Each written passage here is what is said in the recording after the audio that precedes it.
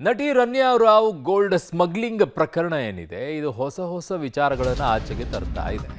ಯಾಕೆ ಅಂತಂದ್ರೆ ನಟಿ ರನ್ಯಾ ರಾವ್ ಗೋಲ್ಡ್ ಸ್ಮಗ್ಲಿಂಗ್ ಪ್ರಕರಣ ಏನಿದೆ ಇದರಲ್ಲಿ ಅವರ ತಂದೆ ರಾಮಚಂದ್ರ ರಾವ್ ಸ್ಪಷ್ಟೀಕರಣವನ್ನ ಕೊಟ್ಟಿದ್ದಾರೆ. ಬಹಳ ಮುಖ್ಯವಾಗಿತ್ತು ಇದರಲ್ಲಿ ಅವರ ಹೇಳಿಕೆ. ರನ್ಯಾ ತಪ್ಪು ಮಾಡಿದ್ದರೆ ಕಾನೂನು ಕ್ರಮವನ್ನ ತೆಗೆದುಕೊಳ್ಳಿ. ರಾಮಚಂದ್ರ ರಾವ್ ಹಿರಿಯ IPS ಅಧಿಕಾರಿ. ನನಗೂ ಈ ಪ್ರಕರಣಕ್ಕೂ ಯಾವುದೇ ಸಂಬಂಧ ಇಲ್ಲ ಅಂತ ಹೇಳಿದ್ದಾರೆ ಅವರು. ಇದು ನನಗೆ ಮತ್ತು ನನ್ನ ಕುಟುಂಬಕ್ಕೆ ಅತ್ಯಂತ ಕಷ್ಟಕರ ಸಮಯ ಅನ್ನುವಂಥ ವ್ಯಾಖ್ಯಾನವನ್ನ ಮಾಡಿದ್ದಾರೆ. ರನ್ಯಾ ತಮ್ಮ ಪತಿ ಜೊತೆಗೆ ಪ್ರತ್ಯೇಕವಾಗಿ ವಾಸವಾಗಿದ್ದಾರೆ.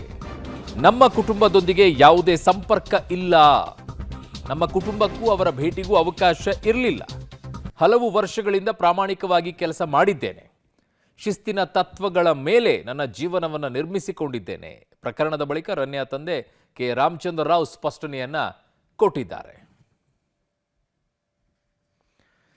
ಅವರು ಹೇಳಿಕೆಯನ್ನ ಕೊಟ್ಟಿದ್ದಾರೆ. ಬಟ್ ಇಲ್ಲಿ ಮೂಲವಾಗಿ ಅವರು ಸ್ಪಷ್ಟೀಕರಣವನ್ನು ಕೊಟ್ಟಿದ್ದಾರೆ, ಕರೆಕ್ಟ್. ಬಟ್ ಹೇಗೆ ರನ್ಯಾ ರಾವ್ ಪ್ರೋಟೋಕಾಲ್ ಅಧಿಕಾರಿಗಳನ್ನು ಬಳಕೆ ಮಾಡಿದ್ರು? ಪ್ರೋಟೋಕಾಲ್ ಅಧಿಕಾರಿಗಳಿಗೆ ಹೋಗಿ ಅಂತ ಹೇಳಿದವರು ಯಾರು? ಯಾರ ಪರವಾನಗಿಯ ಮೇಲೆ ಪ್ರೋಟೋಕಾಲ್ ಅಧಿಕಾರಿಗಳು ಹೋದ್ರು? ಹಾಗಿದ್ದಾಗ ಪ್ರೋಟೋಕಾಲ್ ಅಧಿಕಾರಿಗಳನ್ನು ಸಸ್ಪೆಂಡ್ ಮಾಡಬೇಕು. ಯಾರವರು?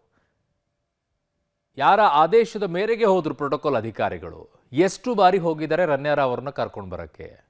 ಯಾರ ಸೂಚನೆ ಮೇರೆಗೆ ಹೋಗಿದ್ದಾರೆ?